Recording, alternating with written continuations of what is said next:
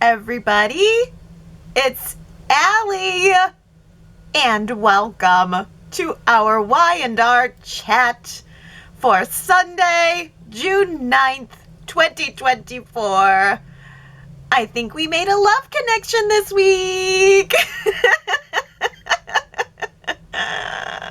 Tracy and Alan. Am I hearing winter wedding bells? Oh, did I say bell?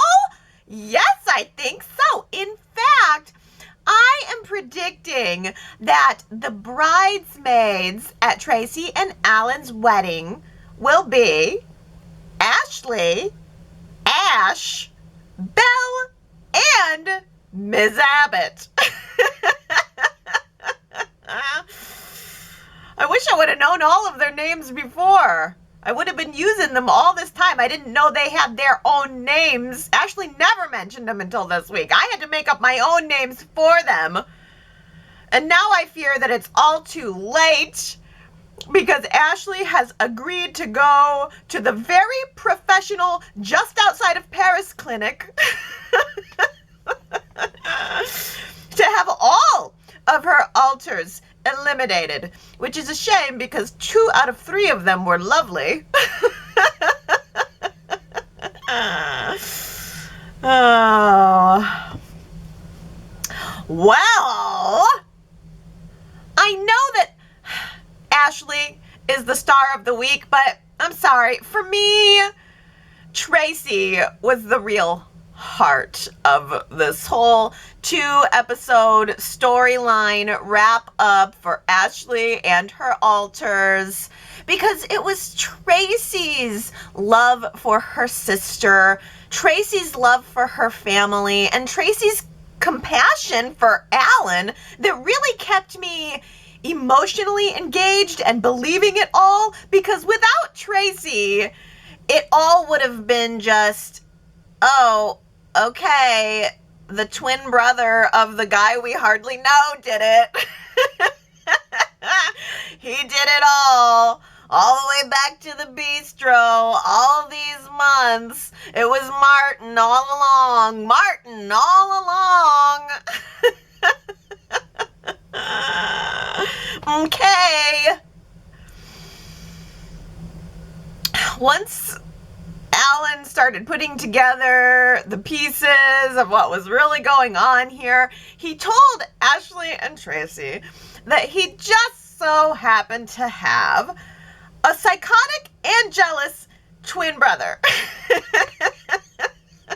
It is way more common than you think, because upon learning this, Ashley told Alan that she was married to someone who had the same situation, and when she said that, she didn't say who it was, and for some reason I was racking my brain trying to figure out who the heck she was talking about, and days went by before it dawned on me. Blade Bladeson!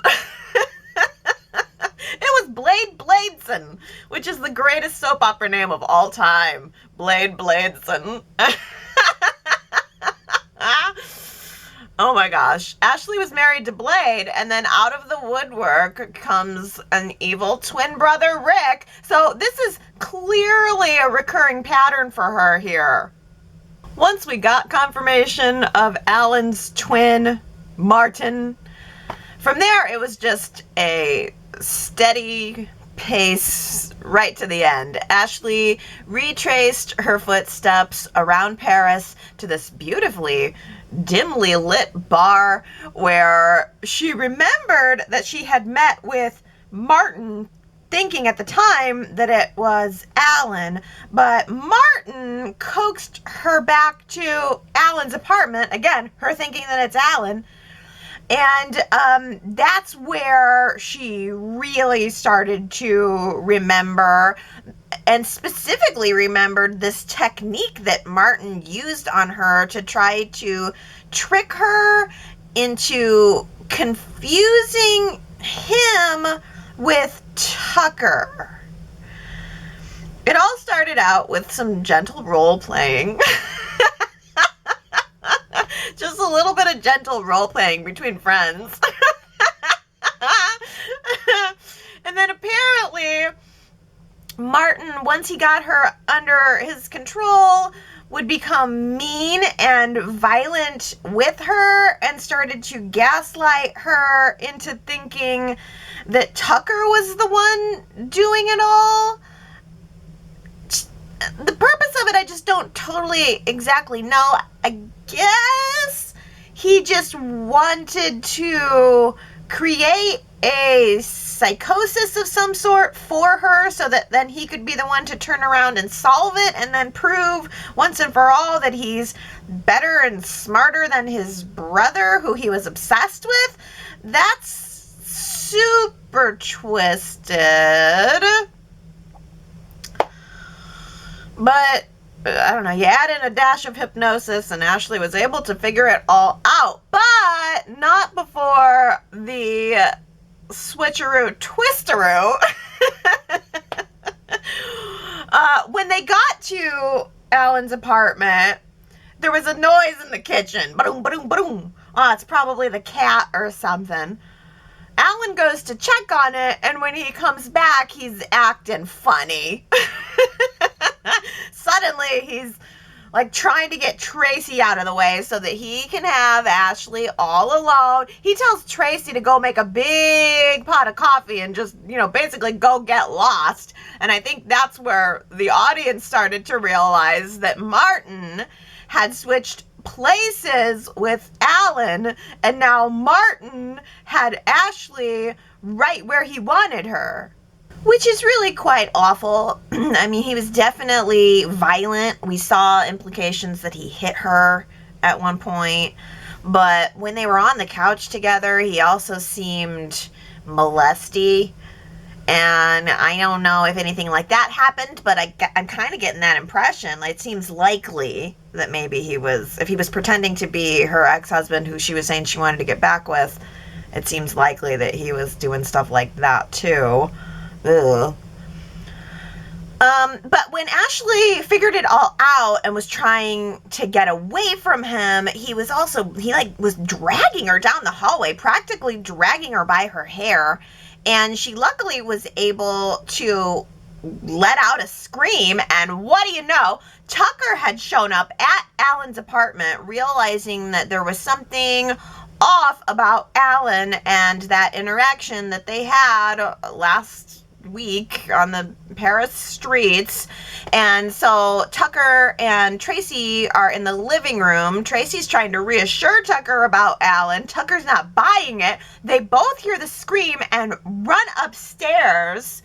At the same time, Alan was able to escape from the broom closet where Martin had zip-tied him up. And while Tucker and Tracy were helping Ashley, Alan was confronting his twin in this epic stunt double brawl where they both went sailing over the balcony.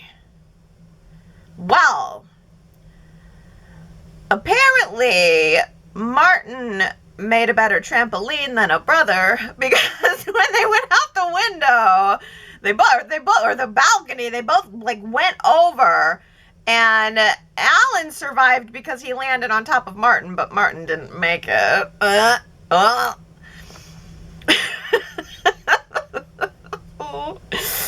well. Good riddance to the villain that I just met yesterday. Yeah. So that's that. That's how that all happened.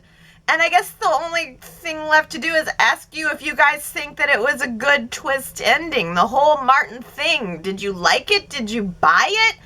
Let's make that our poll question for the week. You can go to yrchat.com to cast a vote. I guess I feel like, it didn't feel fully planned out to me. Because I definitely spent most of those 2 episodes going, and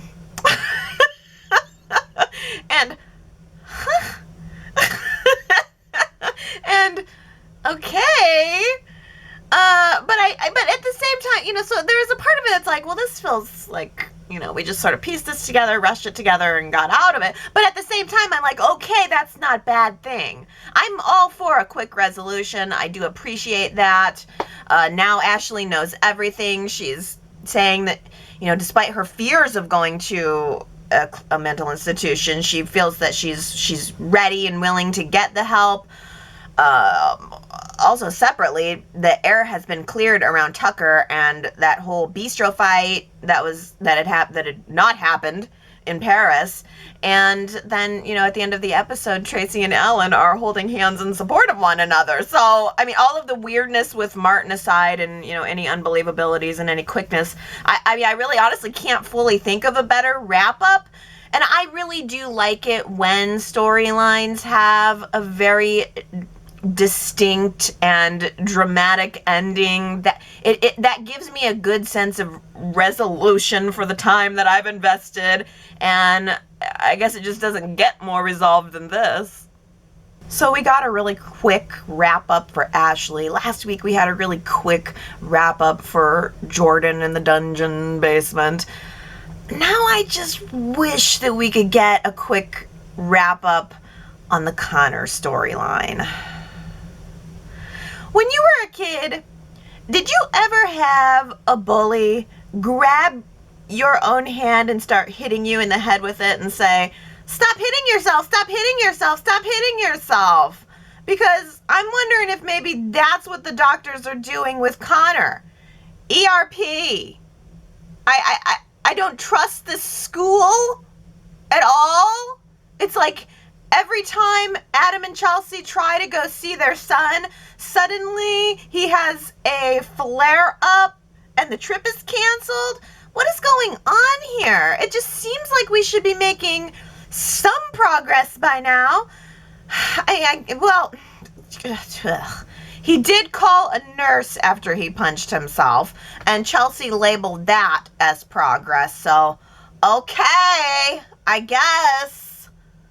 I'm just like, is anyone enjoying this? I mean, maybe we can pull ourselves into feeling empathy for everybody, but is anybody really having a good time with this story? Is anybody enjoying it? Is anybody super invested in it? I feel like, okay, I get Adam and Chelsea and where they're coming from, just trying to help their son, like, I mean, the whole thing, but I mean, it's not enjoyable, and I'm ready for the full recovery. It's just no fun. It's simply no fun. Sally is moving into the apartment this week, and she walks right through the door into an Adam and Chelsea embrace. And I thought, oh, okay, well, is this where it's going? Is Sally going to develop some jealousy around Adam and Chelsea's relationship? Because then at least I'd have something to sink my teeth into. I guess I overarchingly feel like, man, we waited so long for this Adam and Sally reunion, didn't we? And now they're together and they're moving in, and I feel like I can't even enjoy it. There's no giggles, no snuggles, no sex, barely. I mean, they did, I guess I shouldn't say that because they did have sex last week, but it's just, I can't enjoy it with Connor's picture right by the bedside, and I'm sure that Adam doesn't feel like boning down on the reg when he's dealing with all of this guilt and anxiety. It's just a real drag to watch, and I feel like this is a time when Adam and Sally should be happy in their lives. Like, Adam's got this great amount of peace with his family. He's working at Newman Enterprises, well, with Nick.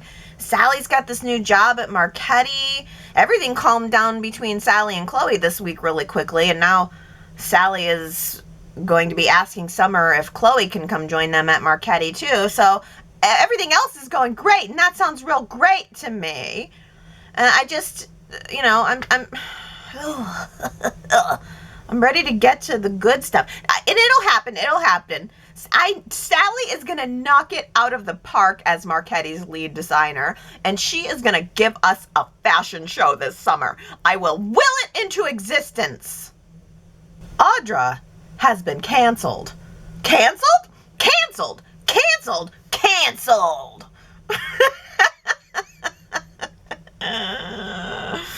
Oh my goodness. Tucker said, "Game on, Audra, my love. You think you're just gonna go around and mask yourself as working for Glissade? Forget it. All I have to do is cancel your meetings."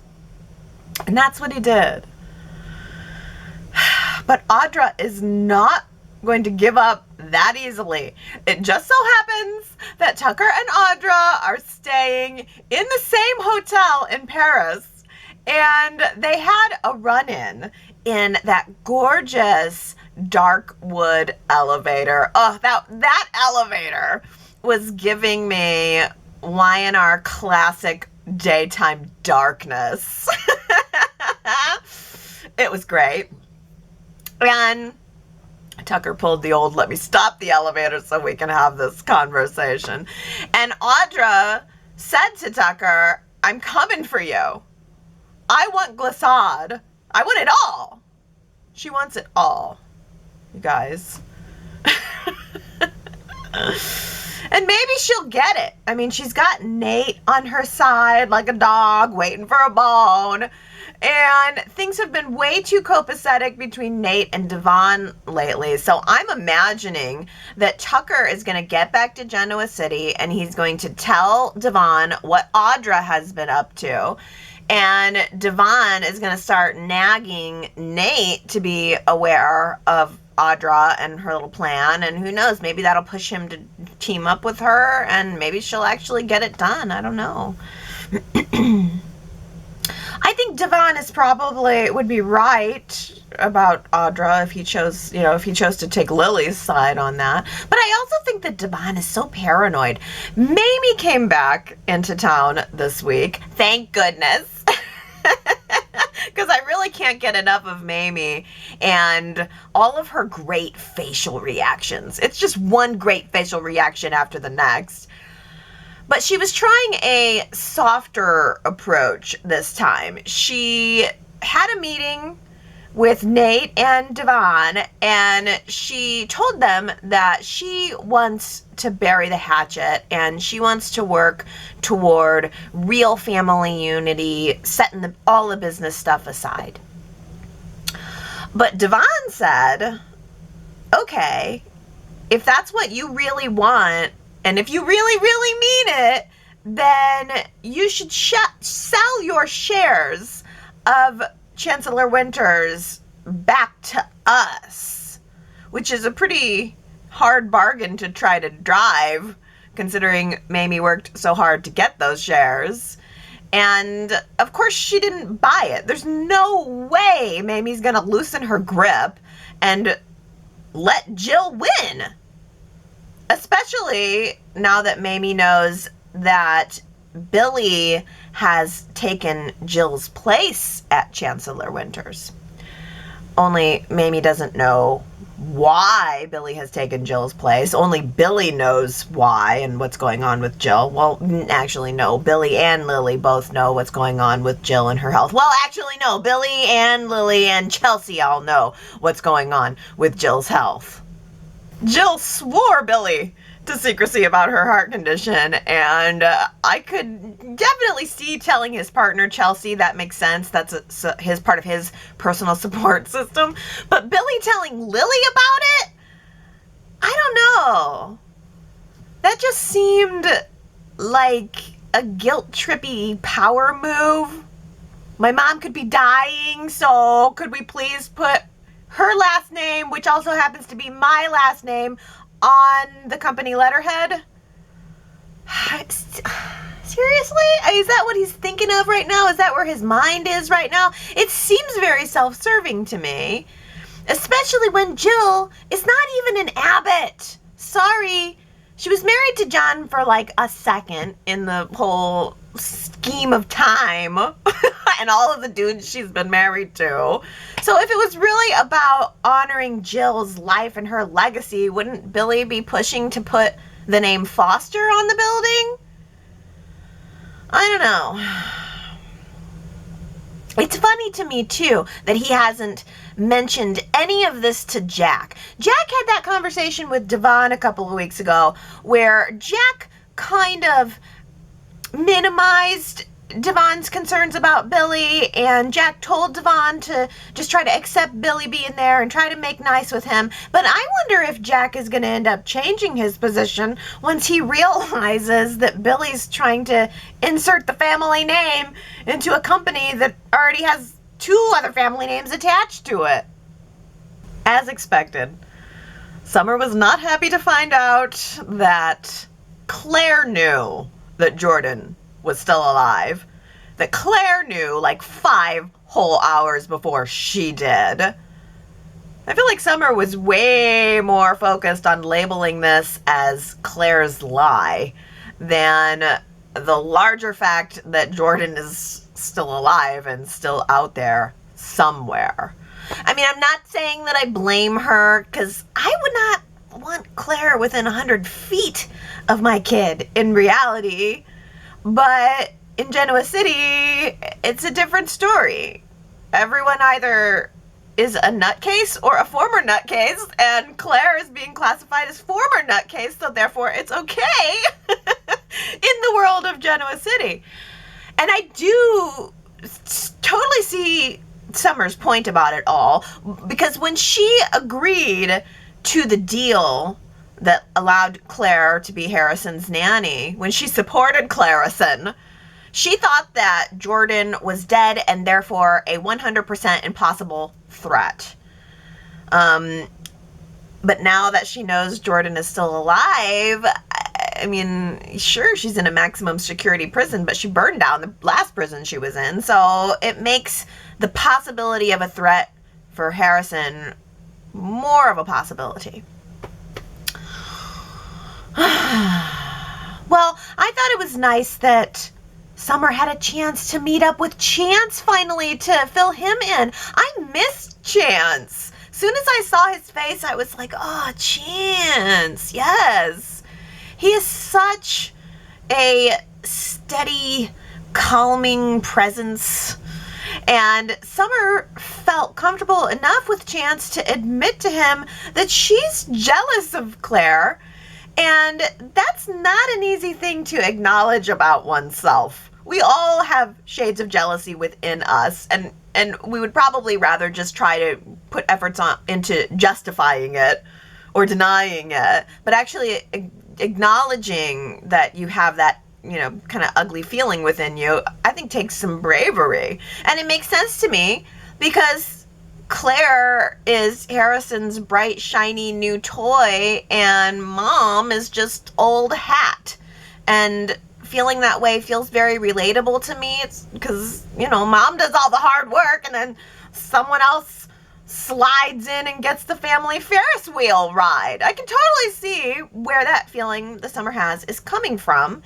And it probably doesn't help that Kyle, Harrison, and Claire really look like a happy family together. It probably feels to Summer like Claire just popped right into her old position where she used to be in the family, especially now that Kyle and Summer have had a couple of conversations about how Diane was a major problem in their marriage, and now Kyle is suddenly coming around to the realization that Summer may have been right about Diane, which I don't agree with. I don't see how Diane has done anything wrong here in any of this, but okay. So Summer is back on good terms with Kyle, and so it's probably less about, I don't want to be anywhere near him and involved with him at all in whatever separation. But now that she's softening toward him, it's probably harder to see someone else kind of filling that role that she used to fill. Chance actually asked Summer if she thinks he should be worried about her wanting to get back together with Kyle to reunite their family. And Summer said no. But, I don't know. Jealousy is a funny thing. It can maybe start out as one thing and then slowly creep into another. So I would say just wait until Claire and Kyle actually hook up and see how Summer feels. I don't know. How cliche is it, though, for the guy to fall in love with the nanny? It feels like such a trope. But at the same time, I don't think I've seen it on Y&R, so it's a new trope for us. So I guess in that way, I do kind of love it. And Kyle and Summer aren't together anymore, so I can't hate it. Maybe I can't hate it, but I don't love it? I don't know. Mariah didn't love it. She was like, yo, Kyle, do you see yourself? No? Okay, just asking. And at the same time, we can tell that Victoria's not really loving it either. She sees that Claire and Kyle becoming close could, cause more problems for Claire, especially when it comes to Summer. Oh, but what Victoria doesn't see is that Victor is trying to create some more problems for her. Oh my goodness.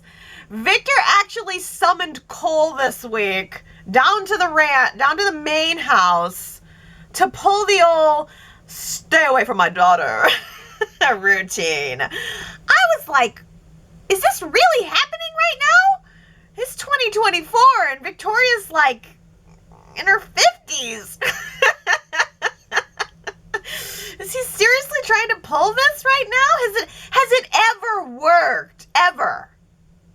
It didn't work with Ryan. It didn't work with Billy. It hasn't worked with anyone that Victoria has ever dated, and it's certainly not going to work with Cole. In fact, in the previews for next week, Cole is not backing down. He is defiantly doubling down and asking Victoria out on a date. Don't be stupid, sweetheart. Don't be stupid, sweetheart. Can't you just hear Jill saying that? We did hear Jill saying that last week. Billy was offering to come visit her, to come be with her in her time of need and illness, and she said, don't be stupid, sweetheart. I thought that was a funny line. And 9 of you caught it. So congratulations to Marianne V, Hannah, Tanya, Ron, Henry, Justin, Tanya, Tony, and Sharita. You guys all guessed that right. Very good. How about this little snippet of a line? I'm a dynamo. I'm a dynamo. No, not me, Allie. Someone else. Do you know who said it on the show last week? If you do know, you should go to yrchat.com. That's where you can leave your guess. And if you get it right, I will give you your shout out during next week's Y&R Chat. All right, now on to some comments. And I have to say, I'm a little bit shocked where in this big week of Ashley, it seems like a lot of the really in-depth conversation this week happened around the character of Claire. Kamna says, question for you all. Am I the only one who is completely bored with the idea of Kyle and Claire already? There is no chemistry, neither a passionate one or a sweet vibe like Allie and Noah. Perhaps this is also because they're making Claire a bit one-dimensional right now, and I don't find her very believable. We're not seeing any internal struggle, and she's so goody-goody with her family, even using the words Mom, Dad, Grandpa, as if she's done this all her life. I hope there's a twist in store somewhere. Yeah, Kamna, it is so funny the way she just very casually is like, Grandpa. She just slid right in. No problems, no questions, no struggles, which is what I would do if I were her too. I would be like, oh, for real? I'm a member of a billionaire family? Well, I'm just going to slide in here and make no waves. I'm going to be goody-goody and nicey-nicey too, just so I can kind of have my own little spot here. Riding horses all week. Riding horses and watching kids. Okay. That's a good life. But a lot of people are really agreeing. Naomi says Claire is radiating sunshine and rainbows to the point that it's unnatural. She's childlike in her exuberance for the simplest things. It's like we're watching her experience life literally through a child's eyes. Yes, I know she was robbed of a normal childhood. I can go with it for some time, but I want Claire to settle in and just be a little less enthusiastic about life. Settle back, Claire. You're a Newman. Dark clouds are ahead, so brace yourself. Naomi, this is interesting because I really never thought about it, that Claire's viewing life almost as a child because her childhood was robbed, from her. I never really thought of it that way, but honestly, that explains it and makes it make a lot more sense to me. Sue W. says, I don't know, I usually groan at this type of character, but yet the actress pulls me in to make Claire feel genuine to me. All in accepting the silly storyline premise, of course, but the age issue is the chatters mention is a bit wonky, but pretty par for the unrealistic aging course of most soap characters. And Tony says Claire gets younger every episode. She's acting more of a weekend babysitter than a nanny, who's often a type of educator. She should be way older than Reed, maybe 10 years, who's been in college for several years, so she'd be near 30, not bouncing around as a playmate to Harrison. Okay, well, guys, yeah, I didn't even think about the age issue. I mean, I think at one point I must have looked up that the actress was near 30, so I guess I thought Claire was near 30. So, maybe but I mean, I guess it doesn't bother me that she's childlike. I never really thought about it. Yeah, I guess Claire doesn't really bother me. Doesn't really bother me. And I mean, I think we're going to need something in terms of grit and story later on down the road. And I can completely see where it comes off as one-dimensional now. But honestly, like, viewing it through the lens of, oh, this is someone who had her childhood stolen from her, and so now she's reliving it for a little bit, that actually puts it into a lot more context for me. And just seeing her and Victoria kind of hanging out, being mom and daughter, and they missed out on that period of her life in her adolescence, and talking about boys and jobs and all of that. But maybe it's the fact that Claire's going back to school that is making everybody think that she's younger. And yeah, Kyle's probably he's over 30 too, right? So I guess I assumed they were both around 30. Maybe we need some clarification on that, Y&R. How old is Claire? Gary says, Victoria keeps featuring those milkmaid braids. And I believe she's hit up on a great new style for herself. Any which way, I like her new personality and life focus. I am not one to keep women in their place down on the farm, but please, Victoria, don't go back to work. Milkmaid braids. You're right. She does look like she should be carrying a couple pails of milk up to the main house. Yeah, I mean, I'm kind of liking the summery, horsey milkmaid braids, mom and daughter plus Cole horse riding vibe at the ranch right now. That feels like a good summer vibe for me. I'm surprised as many people aren't really loving it. Yeah, I don't know. Diana says, a while back, I had commented that Summer was probably jealous of Claire as she's growing closer to Kyle and to her son, Harrison. This week we find out that it's true as Summer confides in Chance while they're talking at the park. This would be a natural emotion, and it's very realistic. It would also be feasible if Claire also felt the same way towards Summer. Summer is an attractive and successful woman who's living a life that Claire would want to have for herself.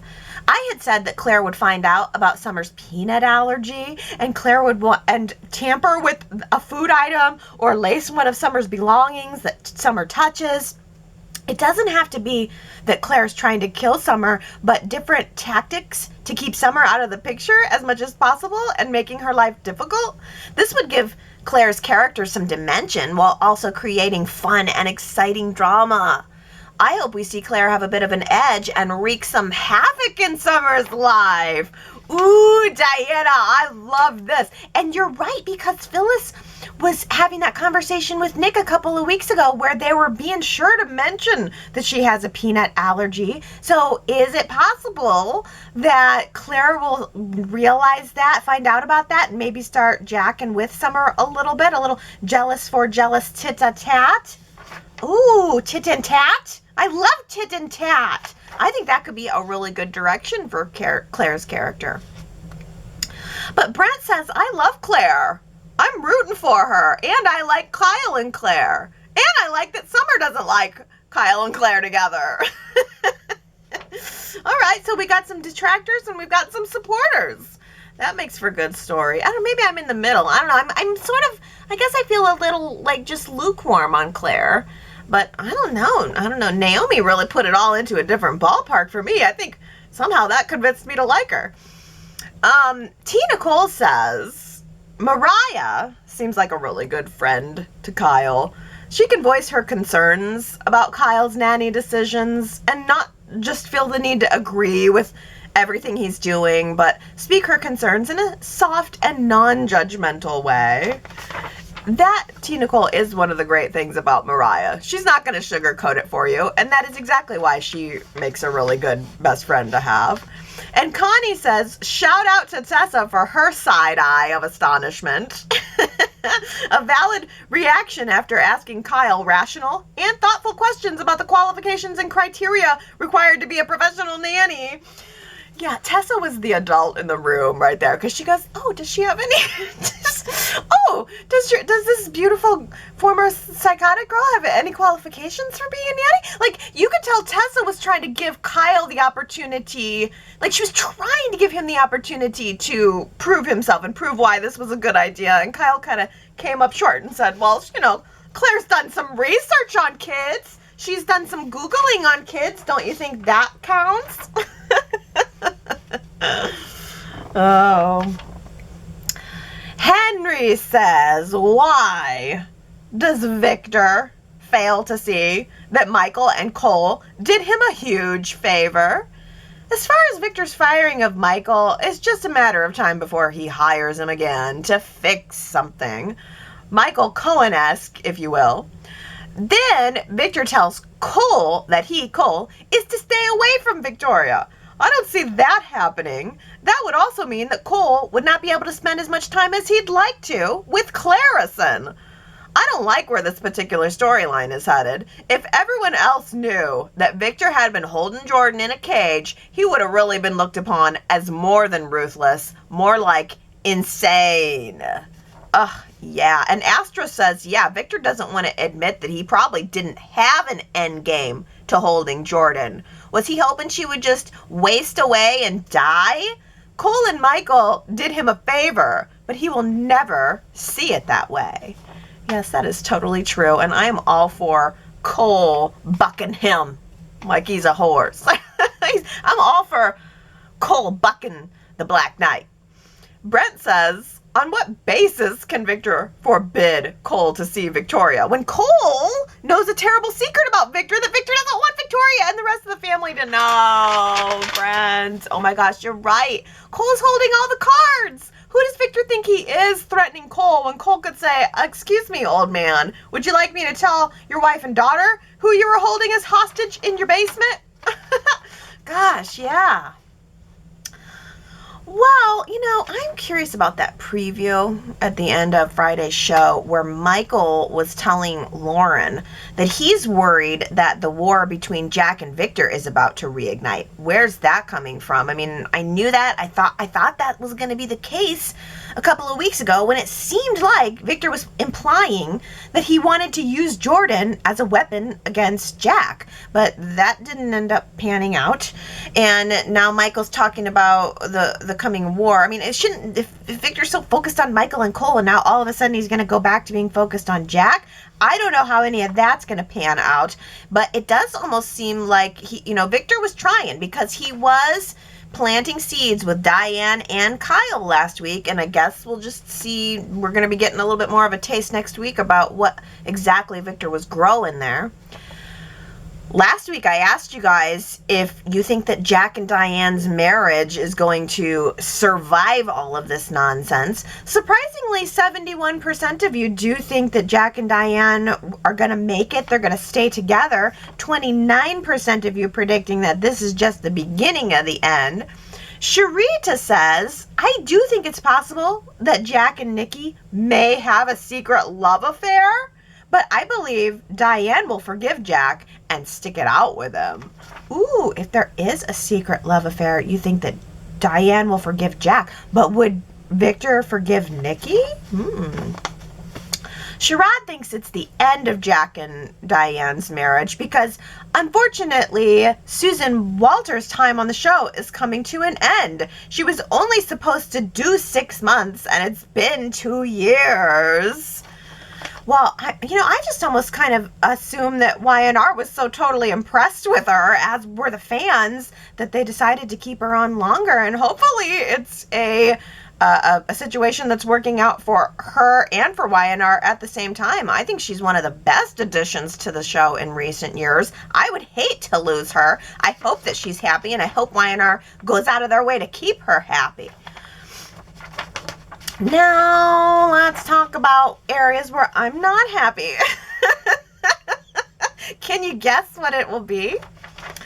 Let's let Daisy do the talking. Daisy says, didn't Connor start having OCD issues when he was at boarding school?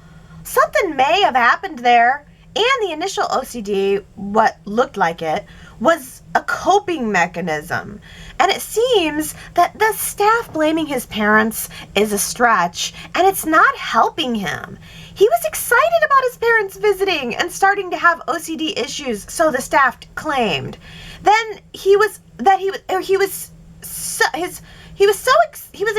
about, sorry, this is terrible. Let me try again. He was excited about his parents visiting and started to have OCD issues, so the staff claimed, that he was undeserving of them. So rather than prove Connor wrong by having his parents there to comfort him, the staff feeds his negative thoughts and won't let his parents see him. I can't imagine any parent leaving their child at a hospital and allowing the staff to dictate when they see their child. That makes no sense. I wonder if this story will divert from Connor getting help to he was being manipulated by someone on the staff to either get Newman money or pay Adam and Chelsea back for something in their past. Either way, I honestly would like to see them go and get their son. Connor seems to be getting worse in this environment, not better. Yeah, I think that's the real kicker, the fact that he's getting way worse, not better. It started off like when he went into the hospital, it was just, he's counting things and he has little systems of things, and we're going to just do some immersive therapy with him, and we're going to give him the tools to get back out into the world. And somehow through the course of this, it's just evolved into this, him physically abusing himself. That is it's such a dark and weird path, and the fact that it's so dramatically worse is what is most concerning about the hospital situation. I mean, sometimes things do have to get worse before they get better, so I'm not ruling that out, but the fact that it's every time Adam and Chelsea now want to have a call with Connor or want to go see Connor, it just all gets shut down. It just seems like the longer that Connor is away from Adam and Chelsea, the worse it actually gets. I love the idea of there being some kind of twist out of this, too, where it's like, someone's using Connor to manipulate. I mean, it's sad. That's horrible and sad, but it would be a quick out, hopefully. T. Nicole says, I know I want out of this Connor OCD storyline in regards to Adam. I want to see a really good Adam leaning on Nick and seeing more brotherly love and support. Not just one scene, but multiple scenes in a whole episode with Nick and Adam truly having a good talk. Yet the best moments of the whole Connor thing have come from, that moment where Adam was saying the prayer for his son, or, why are we not using this to see a whole bunch more scenes with Victor and Adam? So Adam has this troubled son who he doesn't know how to help. You'd think that Victor might be able to relate to that, and then there could be some really good conversations about that. And this week, Victor had a conversation with Nick about Adam. Victor should have been having the conversation with Adam about Connor and about sons and fathers. Ugh. Not to mention the Adam and Sally piece of it.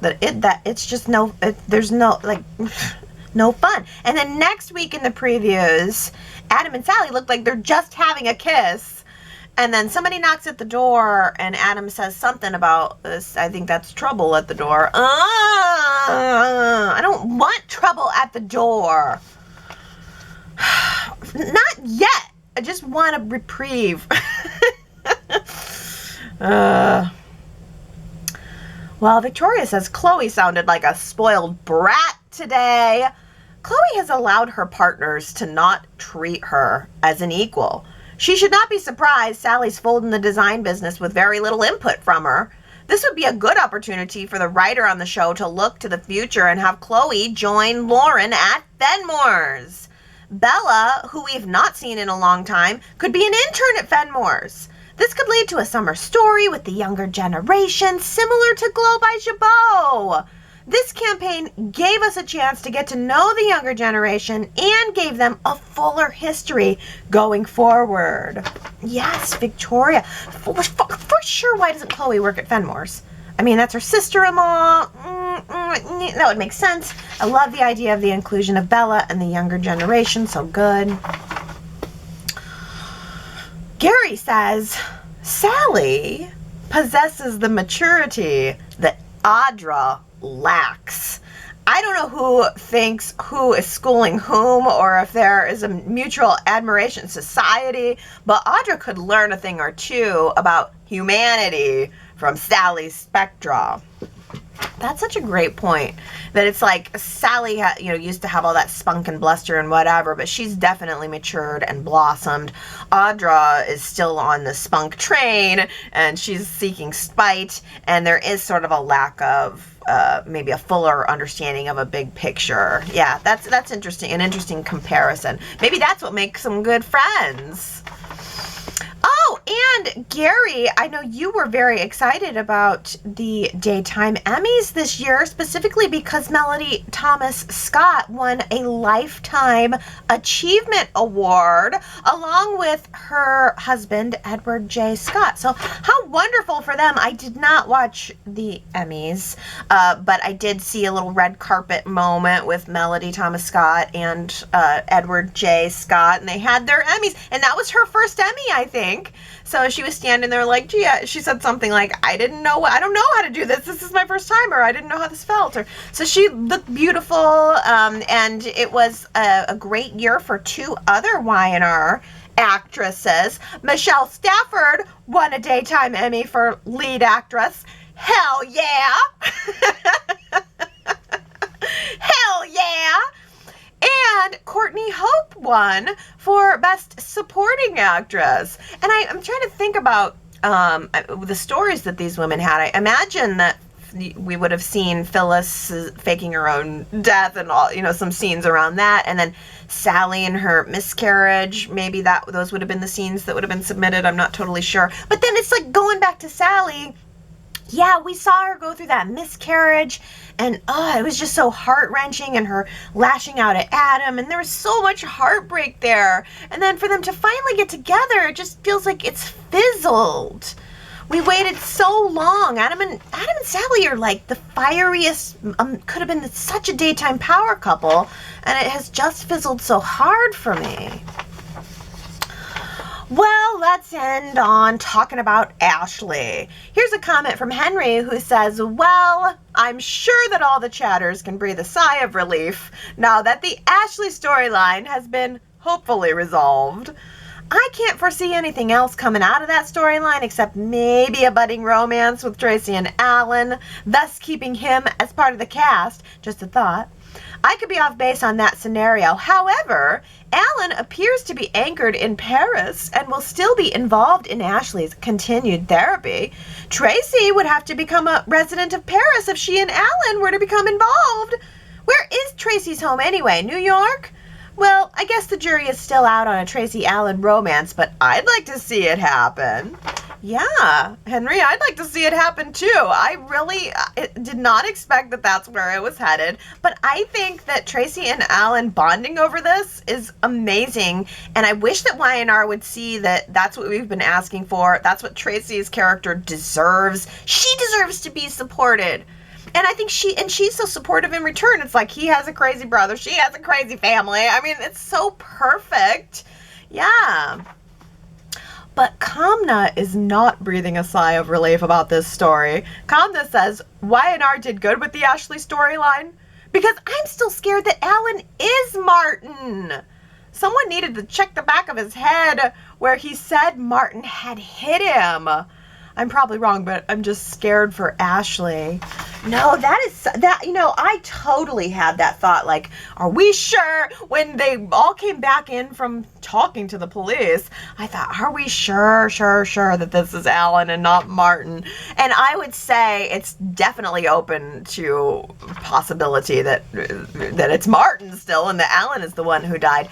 But it does also just feel like Y&R really was wrapping up this story. If it weren't for the fact that I just get the feeling that this was Y&R's way of saying, okay, we're done now, then I would say it is still possible. And who knows, even in the future, if Y&R decides to pursue an on-screen relationship with Tracy and Alan, who knows, there could be another twist, another twin twist. Or more on the twin twist. Naomi says, I guess the whole point of Ashley and Alan's story was to bring Alan in for Tracy? Well. Talk about taking the long and winding road. Is the next big thing figuring out Ashley's traumatic event? What could happen except she heard her mom and dad arguing that John Abbott's not her dad? Please, no child abuse. Yeah, no, I don't know. Naomi, great question, because of course, like, I don't know. I feel like it's just a throwaway thing. First of all, the Tracy Allen thing, I feel like was not a long plan. I don't think Y&R had this all as a long road to giving Tracy a boyfriend. I think they didn't know they were doing this. I just feel like they decided to wrap this up quickly. And also about Ashley's, you make a great point about the fact that we've been given this little nugget about Ashley's childhood trauma, and I just kind of wonder if that was just a little storyline tidbit to give more reason why Ashley needed to go away. More credence to, well, she's not totally okay because, it must have happened in childhood. So we're going to send her to the clinic. And I feel like they're going to come back and start something new. I don't think we're going to be delving into Ashley's childhood. I feel like this is over, done, but I could be wrong. Gary says, I'm always positive, but I find the whole story weird and bizarre. Ashley splintered because Alan/Martin got fresh with her? Soap Opera Digest used to have the feature of best or worst stories of the year. Where does this fall on the spectrum? Great question, Gary. I don't know. I mean, it's not the worst, but it's not the best. Not the absolute worst, but certainly not the best. I think I'm going to give Gary the final comment here because this is a real great zinger. Gary says, I did get a huge kick out of Alan announcing, quote, I have a twin brother, Martin, who is a sociopath. Oh, wow. Isn't that always the way? A sociopath. Yeah, Gary.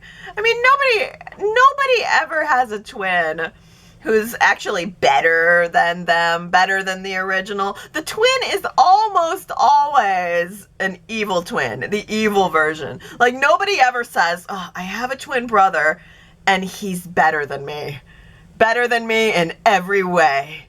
Every way. This was a pretty big week. I mean, huge resolution for Ashley. Daytime Emmys, and Lifetime Achievement Awards, and Tanya's birthday,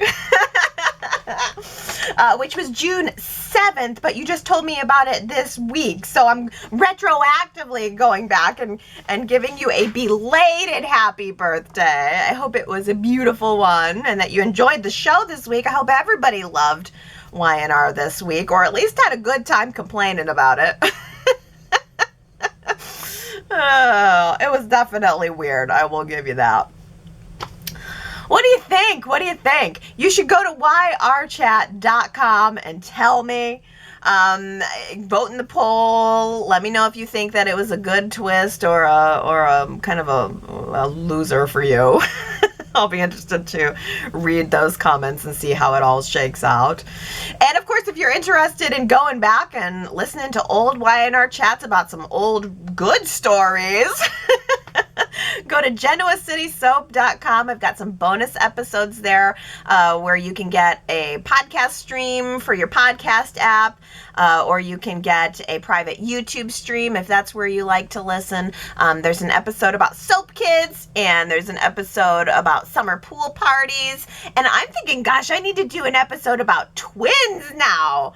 That's got to be the next one. I know I'm not going to have time to do that this week, but I need to start researching some good twin stories. If anybody has any really remarkable twins from the last 16 years that I can go back and research, please let me know. Kane had a twin. Who else had a twin? Leave me some comments this week and help me do research for the next episode. I think that would be a really good one. That feels like it should be the next one. Oh, man. Well, I think that's a good stopping point for us. I hope everybody has a really wonderful week moving forward, and come back and I will see you next Sunday. I love you guys. Have a good one. Bye.